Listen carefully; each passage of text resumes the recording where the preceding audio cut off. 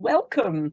Today, we're talking with a former client of mine, Gijs from Amsterdam, who I first met when he was suffering with chronic illness and really struggling to recover his health. We worked successfully together for 3 months on his emotional health, and this is his story. Hey, Rachel, thank you very much for having me. Really good to be speaking to you. So, do you want to tell the viewers when your illness first started? Yeah, sure, no problem. I was always quite an active person, really into fitness, health, never had some real health issues. In 2018, that turned all upside down, basically. I wanted to get veneers done, but that medical procedure went completely wrong.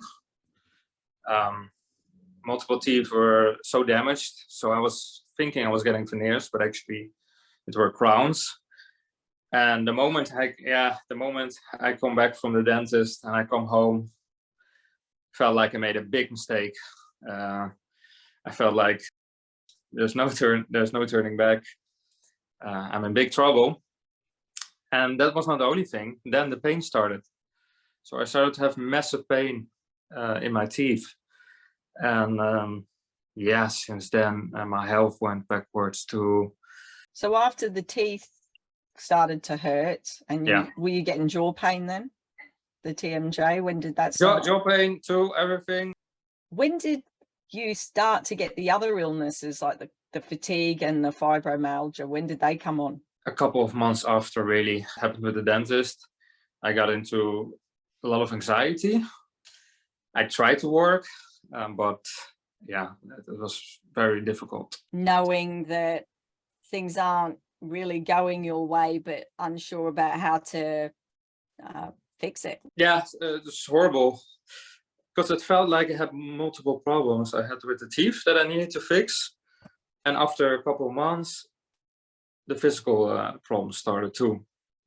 So, yeah, it felt horrible being sent from place to place without any result. That was the first thing with the dentist. And then afterwards with my health, the same story, going from doctor to doctor, from place to place. And what were the main symptoms that you had with the fatigue and the fibro? Fatigue, heart palpitations at night, or in the daytime, just doing anything, and my heart would beat really fast. It scared me also a lot. Muscle pain and aches. What more? The anxiety, the worry, of course, a lot about it as well. But the energy was a big problem. I could barely walk the stairs. I was like dragging myself. I remember that to go up the stairs. Wow. And that was super confronting, 4 months before, you'd been running around playing hockey and all the rest of it. It's quite intense. So what sort of things did you try to get your health back? So many things. Pretty crazy what I've tried, but I really made it my mission to heal or get better. So I was willing to go far. First I did the regular route, just going to doctors or whatever person would do. Yeah. And what were you told? I was sent home often, or just check some blood tests, and then nothing would come out of it. I felt like I was the person pushing them to do more research, to do more stuff. Yeah. So being from hospital to hospital, at one point you're just like, okay, let's stop this. And then I tried alternative medicine as well. So I felt like, okay, let's try that route. And what about diets and supplements and things like that? I tried multiple diets, and I was always on the computer looking for a new supplement, because I was really researching what it could be and what could help. I was like looking online for people, even in the comments on YouTube, like, oh, this has helped me. And then I was like, okay, let's try that. During 2020, you got in touch with me. True.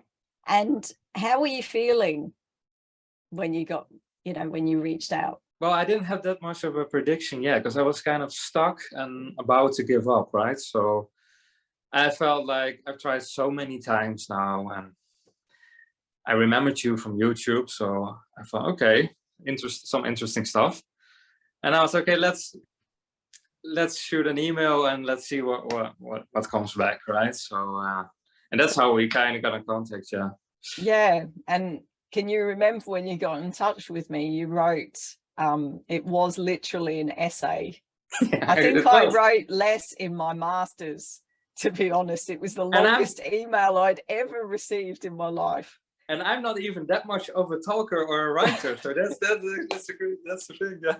It was a really sad story, though. And you know, what sort of space were you inhabiting emotionally at that time? Yeah. So I kind of felt like my life was taken away from me. And that was partly the fault of the dentist, right? But it was also my fault because I did the procedure and I wanted to have better looking teeth, right? So I was really angry at myself, at the dentist, and just feeling that loss of my body not doing what I used to do. I used to go out, I used to go walk here, do that. I couldn't do all of it anymore. It felt super confronting and super, depressing, I think. Depressing, definitely. What were your relationships like, you know, when we sort of met for the first time? I felt very misunderstood by people. People tried to support me, of course. My my loved ones did that definitely. But from the outside world, like the people that I saw, doctors and other people and therapists, I talked to quite some people. I felt not taken seriously. That feeling of not being taken seriously, that feeling of, oh, here they go again, here they are. What this time? Because the symptoms tend to layer on over time, or at least that was my experience. Yeah. You know, you got in touch with me, and then what happened after that? I mean, the first time we did the first session, I remember that. Yeah. And that was super inspiring to feel more calm, let's say, or like to have someone around, to talk to someone who could really understand you and really feel for you. Because I didn't have that so much. I felt like I was bothering people. Also, the dentist let me know that I was the one who was complaining and doing stuff. It was the first time I felt like, this is a person who really cares about my story, actually, and wants to help me. If you're in the same place that Gijs was in 2020, where you feel like life is a struggle and you don't think that you're ever going to get out of it, I've created a free training. This is going to take you through the steps that you need to follow to get out of where you are and into feeling empowered, into believing you can heal, and also into enjoying the life that you have right now. The link is in the description. Go check it out. You were very traumatized when you turned up. Do you remember? I was, but I didn't remember myself. No. I found myself, I was okay. No, you were really traumatized, and that was the thing that really stood out to me, because you'd having been through malpractice myself with dentists, but it can also I've spoken to people who've had malpractice from chiropractors.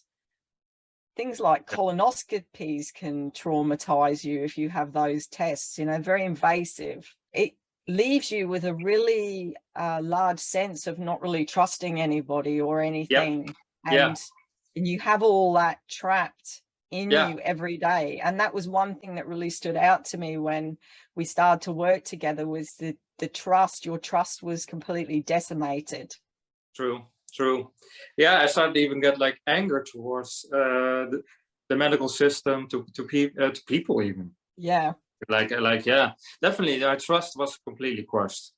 I was letting down so many times at that point that I was like, I mean, for me it was heartbreaking seeing where you had got to and how much grief that you had. The first session, do you remember I said to you, what do you expect? That was pretty much the first question I asked people. And I have a form which people fill out, and it's like, so what do you want from me, basically?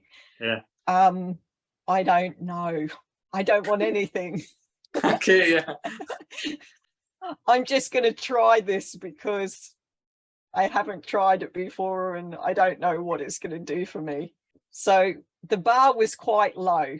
When you started to take the process seriously and you did a program, an early sort of prototype of Power to Heal, which I'm kicking off in January and it's in launch at the moment.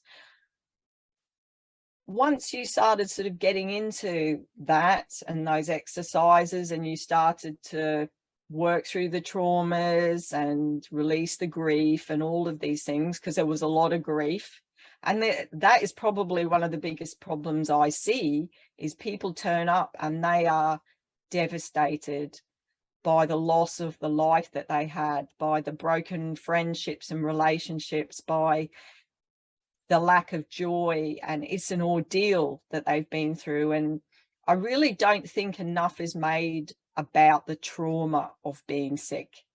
And that's my focus really, is helping people release that trauma so that the rest of it falls into place. So once you'd started to really engage with the emotional stress and emotional health and started taking the whole mind-body concept seriously, what happened? My body and my emotions started to calm down, started to feel more at ease, let's say. And I wasn't really noticing myself these emotions that I had, right, or these traumatic events. Yeah, you kind of pointed them out. So I was, every time I was like surprised. I was like, okay, yeah, surprise, another thing that I didn't see. So it was very interesting, yeah. And I felt more and more energy over the weeks that we worked together. So just more ease, less emotions, less worry, less anger, because they were a bit all over the place, yeah. Yes, I mean, the anger is huge, yeah. And we're really good at repressing anger. Yeah. And most people, I think, who get the types of illnesses we're talking about, yeah. either learned that being angry wasn't safe, that they weren't allowed to be angry. That was certainly my experience. I wasn't allowed to be angry as a child. And I felt when we worked together, you had a similar experience. Yeah, I had it when I wasn't allowed to express my emotions. So I wasn't allowed to be loud or to be angry or to be expressive. And by keeping that in, that came to a point of, yeah. And it's interesting, isn't it? Because when we get sick and we are angry, I mean, it makes me angry even today. And I've released a lot of it, thinking about some of the stuff that people do to you.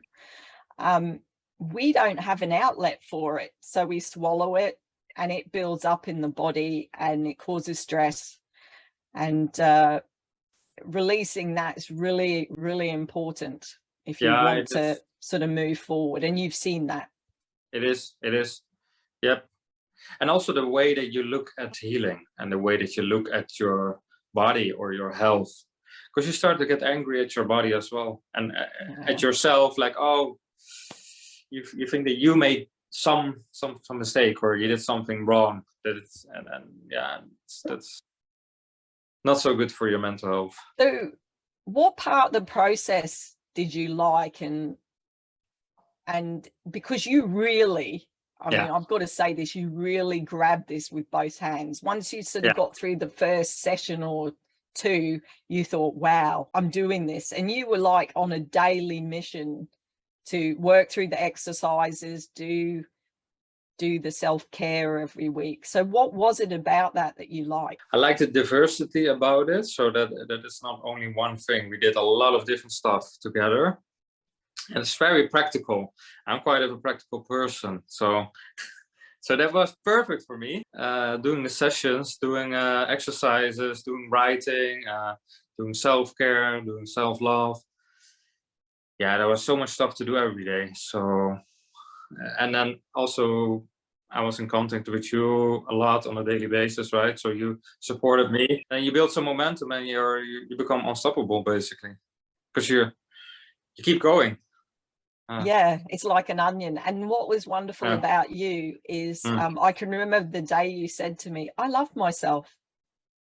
And I mean, it makes me feel emotional so thinking about it. It was beautiful. So resolving a lot of inner issues as well, right? So I could consciously say I love myself, but deep down, I had so much stuff happening in my past, in my childhood, even before being sick. No, it was really wonderful. You kind of blossomed. Okay, so we've talked about the emotions. What changed for you physically through this process? I mean, you talked at the beginning about all of those symptoms that you had. What changed? The list became shorter and shorter. Like I had massive anxiety that went slowly away. I had energy problems, like I said before, right? So I could do the groceries, but that was max. That was super important for me to get my energy back. My heart palpitations are less to none. Yeah, what more?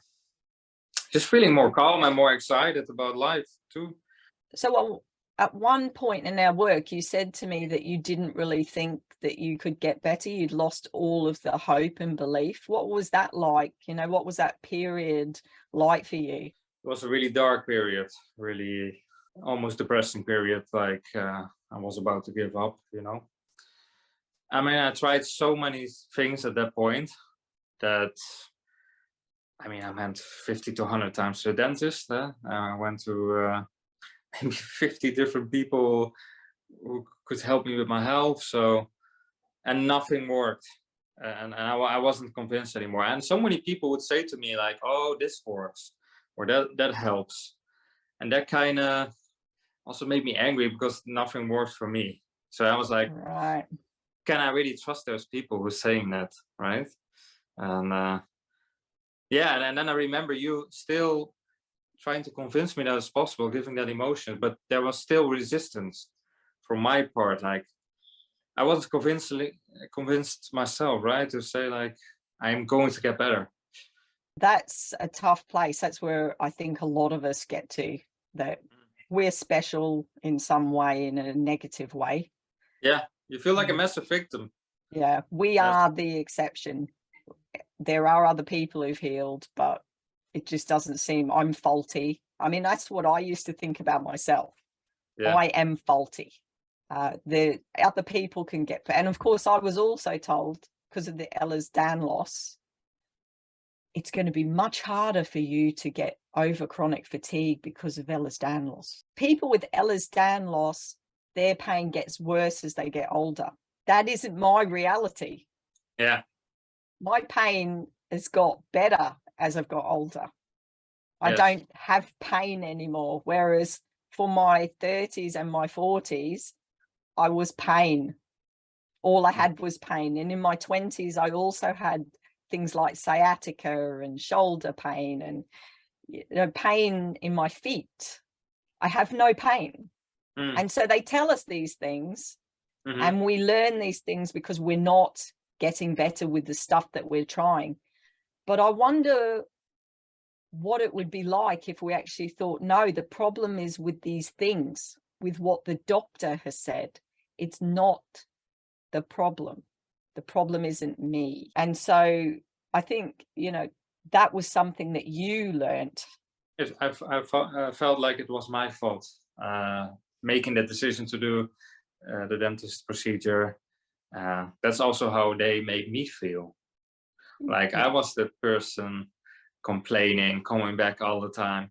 It's not for nothing that you come back. It's not for nothing. No, well, didn't you travel across the Netherlands to see a dentist? Yep, so I did. Like a 5-hour train journey or something in a day? Yes, I did. I was that motivated and determined to get answers or get better. And I did 4-hour, 5-hour travel. Yeah, I traveled so many places and met so many people. So yeah, at the same time, that made me feel super alone because got to go alone to those appointments, alone on the train. And I mean, people go to work and they can't go with you, and that's rare. So yeah, it is a lonely journey. At one point, I had to extract 3 teeth of that crowns that went wrong. and I had to go alone there. So I was super anxious and super worried. Yeah, and that just makes your symptoms a lot worse. It did, yeah. And actually, what changed with I mean, this is an interesting aside, because we talked about other things that changed. But how did your trips to the dentist, because you still had trips to the dentist to go, and if you were anything like I was, I developed a dental phobia.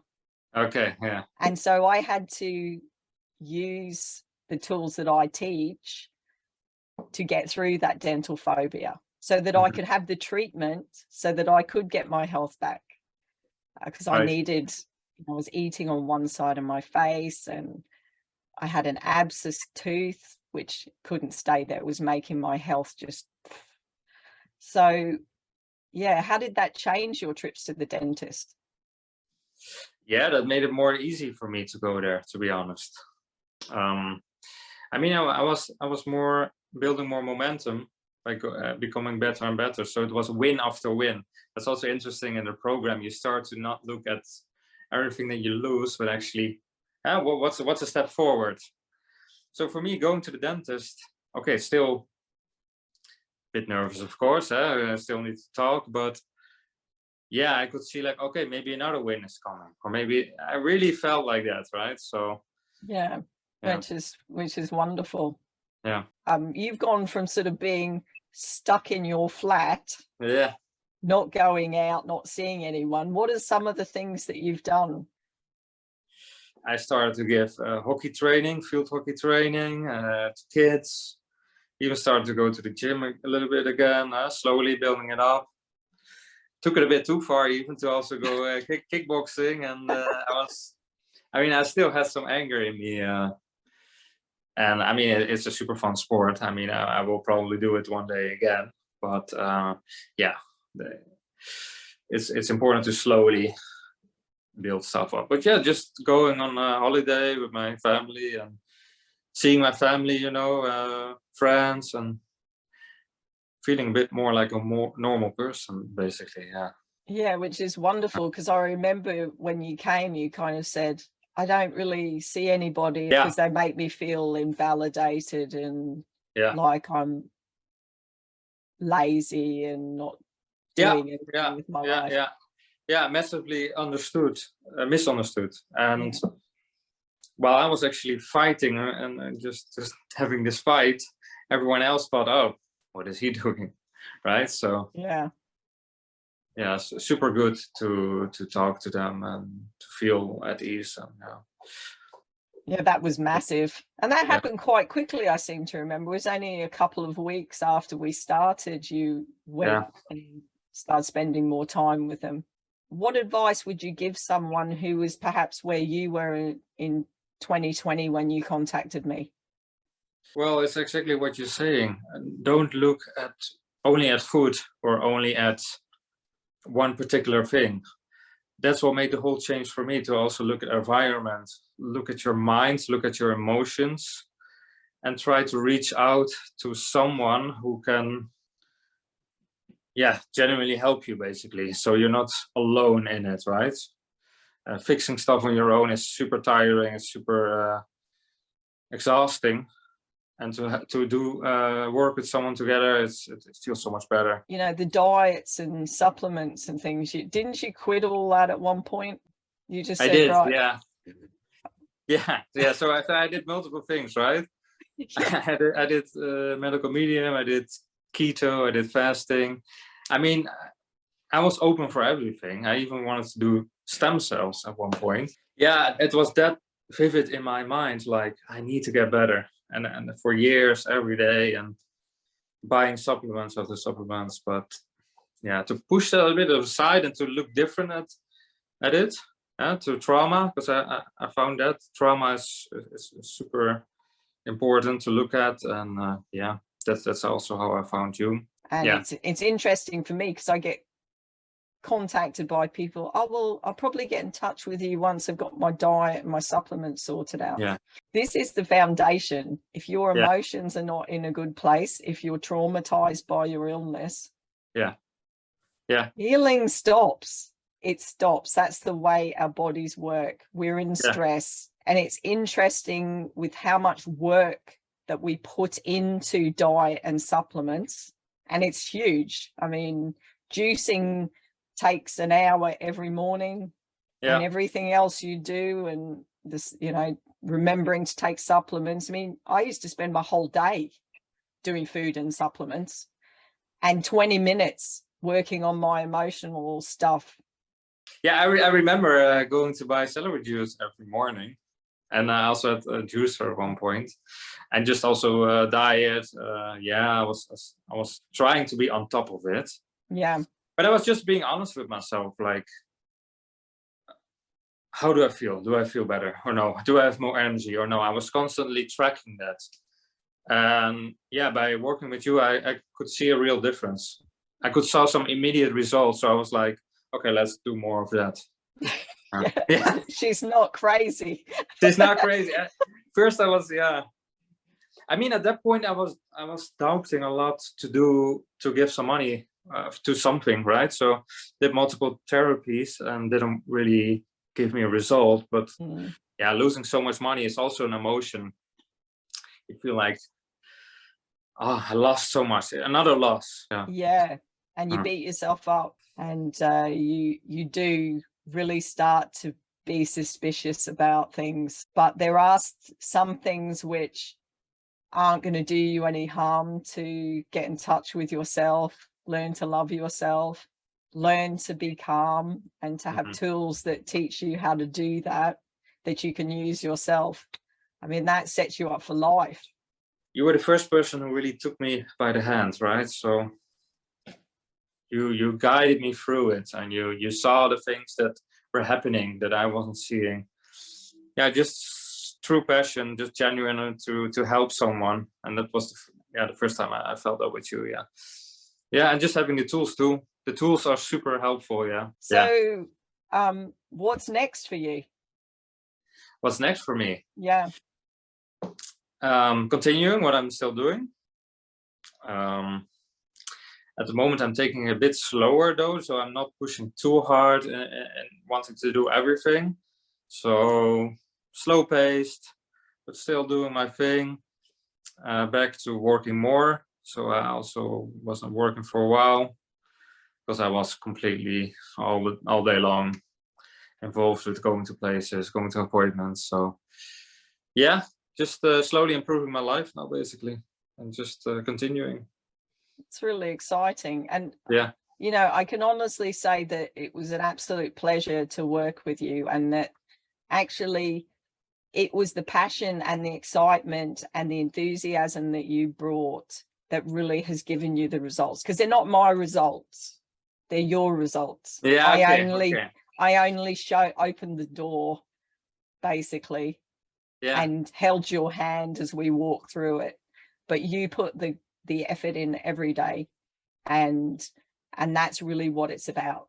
To say that you really do a lot of extra steps, so you really pushed it far. You give me that right push, but yeah, as I said before, you truly cared. So if anyone's got any questions for Gijs, please post them down in the comments, and he'd be happy to answer those. And maybe you'll come back on again. Who knows? Let's see. Yeah. It's fun so far. Okay. Thanks so much. Thank you, Rachel.